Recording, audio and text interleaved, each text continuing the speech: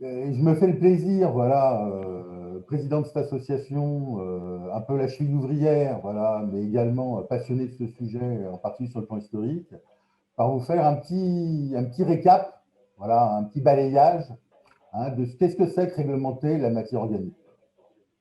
Ensuite, nous aurons l'intervention de Jean-Luc Martel, donc le secrétaire de notre association, sur l'analyse de diverses contributions que nous avons obtenues sur le fameux projet de décret socle commun.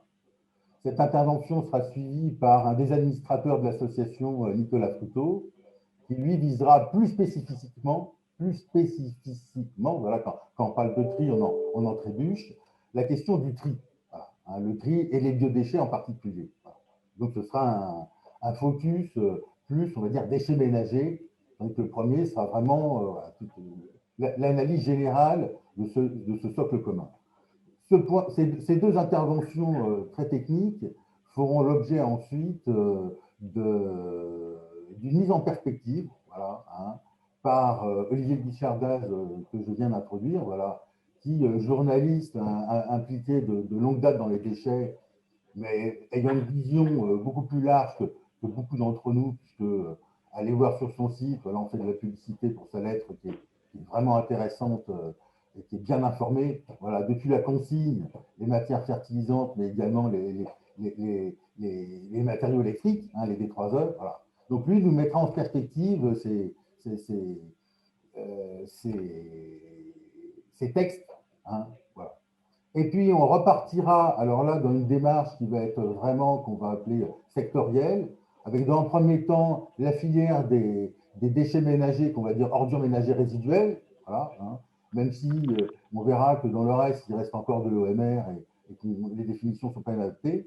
Donc, ce thème-là du déchet ménager sera visé d'une part par Guillaume Ribourg, qui est l'exploitant pour Suez de l'installation de Montpellier Améthyste, installation qu'on a visitée d'ailleurs avec l'association, hein, et je vous remercie d'être là, en duo avec une installation où je suis intervenu il y a fort longtemps, mais pas pour l'association, hein, et celle qui se trouve plus loin de Lyon, parce que je vous parle de Lyon, qui se trouve dans le nord-est, hein, avec Édouard Steele, qui est de Villerupt, du tome de Villerupt. Excusez-moi, j'en bafouille, voilà, je vais aller chercher un peu de voix. Et puis ensuite, on aura un autre scoop avec Marion Mélix, qui est la chargée de mission matière fertilisante du Club Biogaz, que je salue, qui, elle, nous parlera de méthanisation. Voilà, la filière méthanisation, de quelle manière elle est impactée par ces divers textes. À la suite, Jean-Pierre Harry de Suez, un directeur technique de la filière organique, voilà, nous parlera lui plus spécifiquement de la question des bouts d'épuration qui mobilise de façon assez particulière un certain nombre d'entre nous. Voilà. Et puis pour terminer le champ des interventions, voilà, un scoop, ou un focus plutôt, voilà, sur la filière qui valorise ces matières fertilisantes chez les professionnels. Et chez les particuliers aussi, puisqu'on retrouve ces produits évidemment en jardinerie. Bien, bah écoutez, après vous avoir présenté ce sommaire, hein, nous sommes maintenant 99 et il est 10h10. On va commencer si vous le voulez bien. Voilà. Donc, moi, je vais commencer par. Voilà. Ouais. Non. Je vais commencer d'abord par vous dire quelques mots, si vous voulez bien, de notre association, parce que vous êtes un certain nombre. Alors, je m'excuse pour les adhérents déjà de l'association, hein, mais voilà, on va dire quelques mots de notre association qui s'appelle le Réseau interprofessionnel des sous-produits organiques, et qui est né dans les années 90, hein, dans le cadre d'un groupe de travail de la région Rhône-Alpes et l'ADEME. Voilà. L'objectif de ce groupe de travail, c'était de faire de la qualité. Et dès le départ, les exploitants, la vingtaine d'exploitants qui se sont rassemblés avec l'aide donc de la région et de l'État, hein, au travers de l'ADEME, ont constitué un groupe de travail pour élaborer un référentiel. C'est ce référentiel qui est aujourd'hui suivi par une trentaine de plateformes. Donc cette association, c'était au début un groupe de travail, L'association proprement dite est née en 2007, uniquement sur la région Rhône-Alpes. Elle s'est progressivement élargie géographiquement et élargie thématiquement. Puisqu'aujourd'hui, elle couvre toutes les matières organiques et tout type de traitement confondu, y compris les insectes. Vous verrez qu'on a fait une journée là-dessus. 2020, c'est une année particulière, difficile pour tout le monde, pour notre association en particulier, mais vous verrez qu'on a fait un certain nombre d'événements et on a aujourd'hui pas loin d'une centaine d'adhérents, on renouvelle nos adhésions. L'association se porte bien et on cherche à se développer. Je rappelle qu'on cherche toujours notre permanent. Donc ça, c'est quelques mots. Vous aurez accès et vous trouvez sur notre site ce qu'est notre référentiel. Notre référentiel est unique en son genre puisque c'est le seul qui couvre tout type de compost. Depuis les boues, les déchets ménagers, les déchets végétaux et les biodéchets. Et les certifications sont faites par une auditrice indépendante, Sabine Morier. L'association s'engage comme aujourd'hui pour défendre la filière, voilà, avec ses petits bras et sa grande gueule, comme on dit familièrement pour les crocodiles. Donc l'année dernière, on avait déjà interpellé les ministres sur la question du compostage.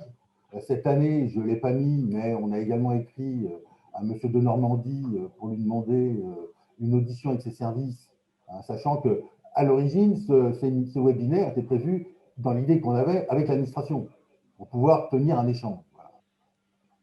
Donc, on a fait, dans le cadre d'une task force, également diverses actions auprès des ministères et un certain nombre de réunions ont eu lieu qui n'ont pas donné grand-chose. Mais enfin, voilà, grâce à tous les acteurs qui sont là sur cette slide, on a participé à la défense de la filière.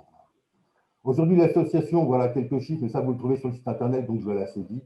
Voilà.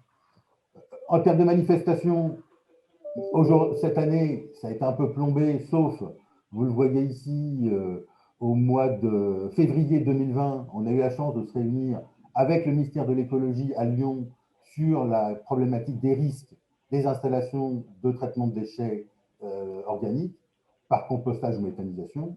Ça a été un franc succès, et on le refera l'année prochaine, s'il plaît à celui qui préside à tout ce qui se passe en ce moment sur la planète Terre. Voilà. Donc, au-delà de cette journée technique en salle, très, très technique, on a une centaine de participants à peu près, avec les services de l'État, on va souvent sur le terrain. Avec Jean-Luc Martel, on a en particulier été en Italie, où on a visité une poignée d'installations de compostage et de méthanisation, et c'était passionnant et dans une ambiance très conviviale. Et cet événement devait avoir lieu cette année en Belgique.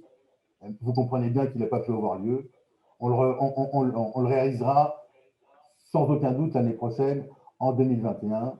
Et je tiens à préciser qu'il est réservé aux adhérents. Voilà. Et c'est sur 2-3 jours. Voilà. On a fait une journée sur les insectes, vous le voyez à droite également. On a visité des usines de compostage, de méthanisation. Bref, nous sommes une association de techniciens passionnés par la réalité des faits. Voilà. Cette année, qu'est-ce qu'on a fait, vite fait, bien fait? Voilà, on a fait notamment 2 webinaires qui ont connu un certain succès avec plusieurs centaines de participants sur le Covid. Voilà, donc, le programme est là. On avait décidé à ce moment-là de donner accès à tous, sans réserve, à tous les PDF. Donc, on a fait ces événements avec des gens de haut calibre et tout le monde était fort content. Et un troisième n'était pas opportun. Donc, voilà les différentes interventions de ces deux webinaires. Donc, je vous invite à adhérer à l'association. C'est pas cher et c'est très intéressant. Voilà. Merci de votre attention. Maintenant, si vous voulez bien, je prends une autre casquette qui est celle d'un chercheur passionné par l'historique de ces matières fertilisantes. Et assez brièvement, pour tenir le planning, que d'ailleurs je n'ai plus sous les yeux pour le coup, mais voilà, je pense que c'est un peu de temps. Je vais balayer assez rapidement pour mettre en perspective qu'est-ce que c'est que réglementer notre métier. Voilà.